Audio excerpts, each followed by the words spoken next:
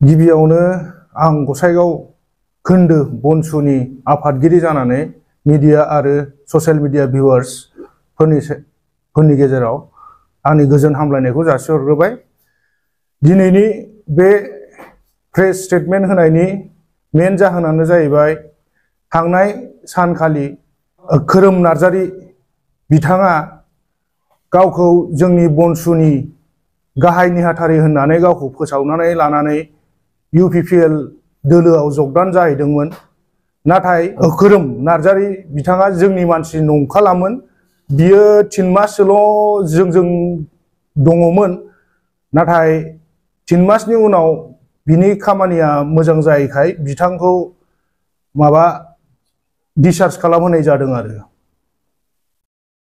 ओमफ्राय दाथ' बिदिनो 1.5 बोसोरसो जाबाय बिथाङा जोंजों गैया। जोंनिया आंनि खाथियावनो नै दंफायो गाहाय नेहाथारिया। दाथ' बनसुनिफ्रायथ' फार्स्ट आं बेखौनो खोनादों। सिगांनि समाव सासेखौ खोनादोंमोन बे उदालगुरिनिफ्राय। दा मैयानो बनसुनिफ्राय बेनो फार्स्ट होननानै होनदोंमोन। नाथाय बेथ' नङा। बनसुआ मालाबाबो जगदान जाखाया। जोङो हारिनि थाखायसो मावनो ओंखारदों आरो जों मावनानै थागोन। जोंनि थांखिया बेनोखा जे जों बर'लेण्डनि थाखाय जों सोमावसारबाय थागोन। सिगांबो जोङो एबसुजों ओंखारफादोंमोन। मास गेदारिं प्रग्रामाव धर्ना प्रग्रामाव जों ओंखारफादों। जों आरो मावबाय थागोन आरोखि थैसोम थांसोमनो। जेबो लोब्बा गैया जोंना गावनि इन्डिपेन्डेन्ट आफाद। जोङो रावबो राजनितिक दलजों जोंना जेबो जगदान गैया।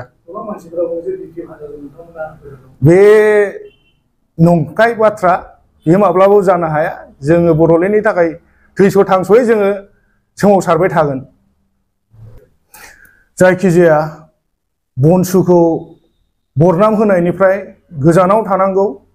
आरो जाय बिथांमोना बनसुखौ नंखाय बरनाम फोसावो बेखौ आयेनै गोख्रोङै आयेननि बेबस्था लानाय जागोन आरो।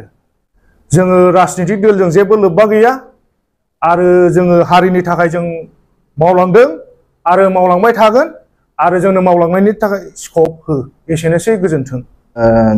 बेखौनो बुंनो सानो जे मिस्टार खोरोम नार्जारिया थांनाय 11 मार्चआवहाय बेयो जे